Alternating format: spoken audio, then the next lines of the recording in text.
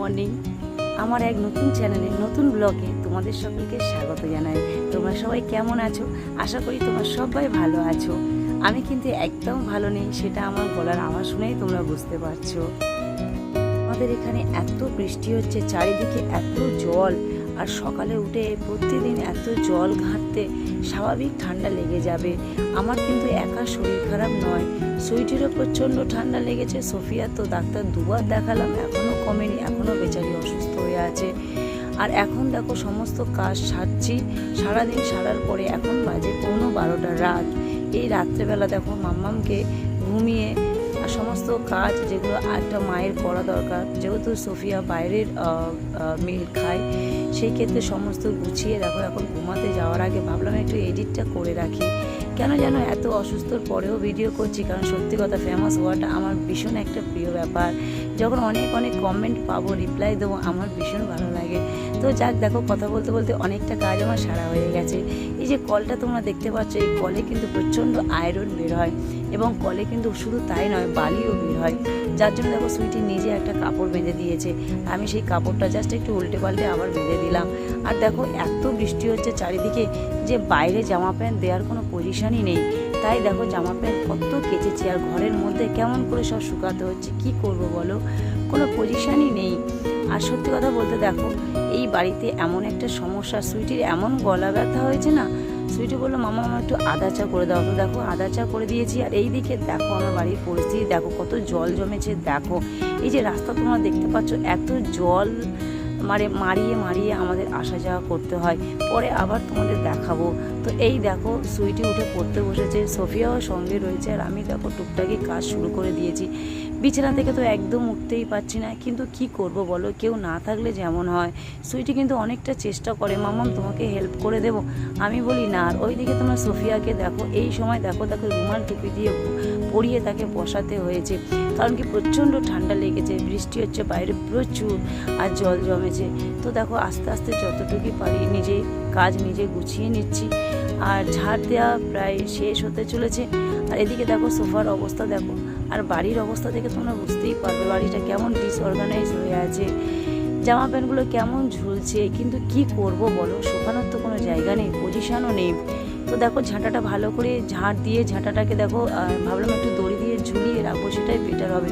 তাই দেখো পিছনে আমি একটা দড়ি ঝুলিয়ে দিলাম কেটে, আর ঝাঁটাটাকে ভালো করে ধুয়ে ঝুলিয়ে রাখলাম যাতে জলটা ঝরে যায়।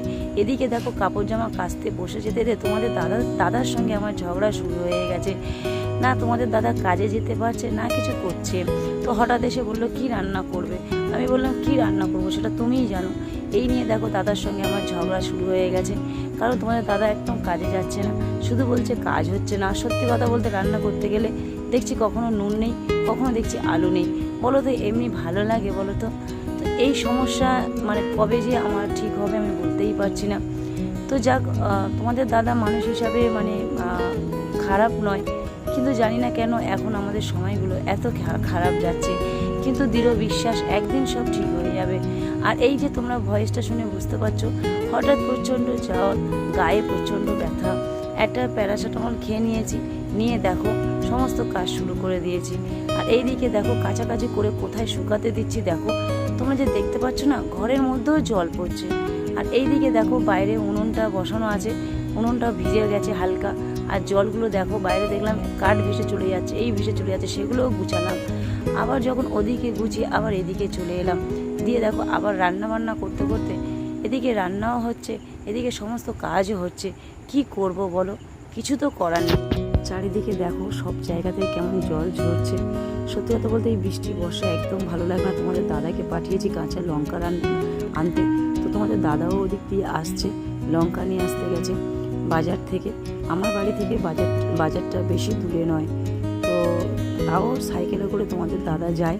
এদিকে সুইটিও গেছে পড়তে। আর দেখো আমার এই বাড়ির পরিস্থিতি তোমরা দেখে বুঝতে পারবে যে কতটা জল জমেছে, ঠিক পুকুরের মতন জল জমে গেছে বাড়িতে। আর এদিকে রেডি করে রাখছি, কাঁচা লঙ্কা আনলেই রান্না বসিয়ে দেবো। কিছু কিছু রান্না হয়ে গেছে আর কিছু কিছু বাকি আছে। ওই দেখো সোফিয়াকে মেজে বসিয়ে দিয়েছে, ও একা খেলছে। আর এই যে বলতে বলতে দেখো সুইটি এসে গেছে, আর সুইটির পাপাও তো এসে গেছে লঙ্কা নিয়ে, আর সঙ্গে করে কিছু একটা নিয়ে এসছে, সেটা আমি জানি না। তো পরে আমি খুলে দেখলাম তোমাদের দাদা নিয়ে এসছে, গজা নিয়ে এসছে আমার জন্য। আর এদিকে দেখো জামা প্যান্ট কাছে কাছে পুরো বাড়ি বাড়িটা কেমন অবস্থা। আবার সোফিয়াকে বিছানায় বসিয়ে দিলাম। সোফিয়া কিন্তু বিছানায় বসে খেলা করছে, আর ও কিন্তু একটু কেউ সঙ্গে থাকলেও ভীষণ খুশি থাকে। আর এদিকে দেখো, এটাই তোমাদের দেখাচ্ছি, দেখো বাড়িতে সব জায়গায় কোথাও না কোথাও প্রচুর জল ঝরছে। এখানে দেখো একটা বাটি, ওইখানে একটা গামলা এইভাবে দিয়ে রেখে দিয়েছে যাতে জল না আসে, সুইটির বইগুলো পাশে ভিজে না যায়। বাড়িতে এরকম বিভিন্ন জায়গায় জল পড়ছে, আর এই জলের জন্যে আজকে বাড়িতে সবাই অসুস্থ। সোফিয়াও অসুস্থ, সোফিয়াকে দুবার ডাক্তার দেখালাম, কমেনি।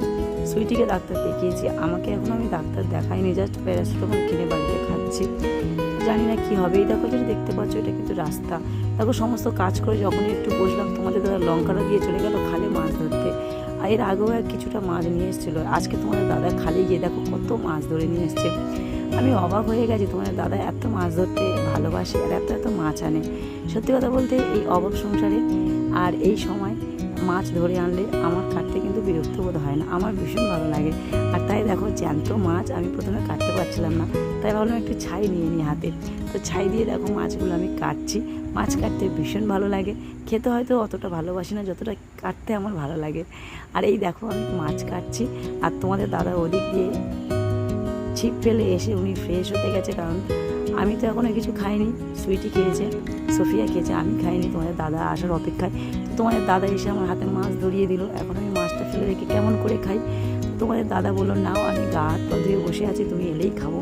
তো মাছ কেটে ফ্রিজে রেখে দিচ্ছি, কারণ আজকে এত বেলা হয়ে গেছে, রান্নাও তো হয়ে গেছে, এই মাছ আমাদের আর লাগবে না, তো ফ্রিজে রেখে দেবো। আর ওইদিকে তোমাদের দাদা একইভাবে বলেই আছে, কাজ করতে যায় না তো কী হয়েছে, এই তো তোমার জন্য মাছ কিনে এনে দিলাম। কিন্তু তোমরা বলো মাছটা কি যথেষ্ট?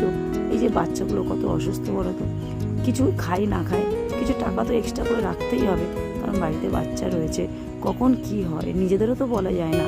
আর দেখো আমি সবসময় যেটা করি, তো দেশি মাছ হোক আর যে কোনো মাছ হোক, মাছের কানকুড়ো কিন্তু আমি ফেলে দিই।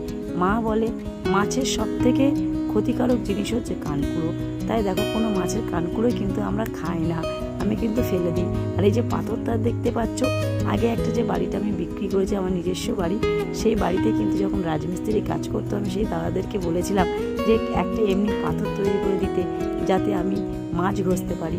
তো ওনারা সিমেন্ট বালি এবং ছোটো খোয়া দিয়ে এইরকম একটা পাথরের মাছ ঘষার জায়গা তৈরি করে দিয়েছে, যার জন্য আমার মাছ পরিষ্কার করতে ভীষণ ভালো লাগে। আর এই পাথরের উপরে দুবার তিনবার ঘষলে মাছ একেবারে সাদা ধবধবে এবং পরিষ্কার হয়ে যায়। আর মা কি বলে জানো তো, মাছ যত দেবো তার ততই টেস্ট হয়। তো দেখো আমি অনেকবার মাছগুলোকে ভালো করে ধুয়ে নিয়েছি প্লাস্টিক দিয়ে, আমি এবারে ডিপ ফ্রিজে রেখে দেবো, কালকে রান্না করব। সঙ্গে সঙ্গে দেখো বটিটাও ধুয়ে নিলাম, যে ব্যাগে করে তোমাদের দাদা মাছ ধরে নিয়ে এসেছিলো, সেই ব্যাগটাও আমি ধুয়ে শুকাতে দিয়ে দিলাম। তো যাক, সারাদিনে কাজকাম হয়ে গেছে। এদিকে সোফিয়াকে দেখো, বেচারি কেমন মুড অফ হয়ে আছে, বই পড়তে বসে দেখো বইটা কেমন পা দিয়ে বসে আছে, মুড অফ হয়ে বসে আছে। মশারিও টাঙাতে হচ্ছে, পাছে ভয় হয় কখন কি পোকামাকড় ঘরের মধ্যে ঢুকে যায়। তো দেখো সত্যি কথা বলতে সারাক্ষণ একটা আতঙ্কে ভুগতে হচ্ছে। একটা বড়া সাপ দেখেছি, এখনও পর্যন্ত তাকে মারতে পারলাম না, সে কিন্তু পালিয়ে গেছে। তোমাদের দাদা দুবার দেখলো, তাকে লাঠি নিয়ে গেল, মারতে পারলাম না। তো যাক, এই দেখো এদিকে ভাবলাম সমস্ত কাজ তো প্রায় হয়ে গেছে, এখন একটু ঘুমাবো না, মামামের জামা প্যান্টগুলো একটু গুছাবো। আর তাই দেখো কিছু কিছু এই যে বর্ষাকালে প্রচুর লং প্যান্ট লাগছে, তাই আমি ভাবলাম যে বাকেটটা একবার খুলে দেখি কটা প্যান্ট সেখানে আছে। বাকেটটা খুলে দেখলাম প্রচুর প্যান্ট রয়েছে সোফিয়ার পরার জন্য। তো সেই প্যান্টগুলো আমি আলাদা করলাম, যাতে সামনে রাখলাম, যাতে আমার ওগুলো নিতে সুবিধা হয় এবং বাবুকে পড়াতে সুবিধা হয়। আর সেই জন্য দেখো সোফিয়া এদিকে কিন্তু যখন আমি গুছাচ্ছি, ও বের করছে, ফেলছে, খেলা করছে, ওটাই তো ওর কাজ বলো। আর আমি কিন্তু গুছিয়েই যাচ্ছি, আর সুইটি কিন্তু পাশে পড়াশোনা করছে। সত্যি কথা বলতে সুইটির পড়াশোনা খুবই ব্যাঘাত ঘটছে, কারণ কি জানো তো, সুইটি যেই না একটু পড়তে বসে তখন সোফিয়াকে নিতে হয়। বাড়িতে বাচ্চা থাকলে যেমন হয় তোমরা তো জানোই, আর এছাড়া কেউ নেই জানো তো। তোমাদের দাদা যখন বাড়িতে থাকে তখন তো সোফিয়াকে নেয়, কিন্তু সোফিয়ার মাম্মামের প্রয়োজন হয় বেশি। আর দিদি যতবার পড়তে যায়, দিদির যে কতগুলো বই ছিঁড়ে দিয়েছে তার বলার মতন নয়। তো তোমাদের অনেক অনেক ধন্যবাদ আমার ভিডিও দেখার জন্য। প্লিজ এইভাবে আমার পাশে থেকো, যারা নতুন আছো চ্যানেলটি সাবস্ক্রাইব করে দিও। দেখা হচ্ছে পরের ভিডিওতে।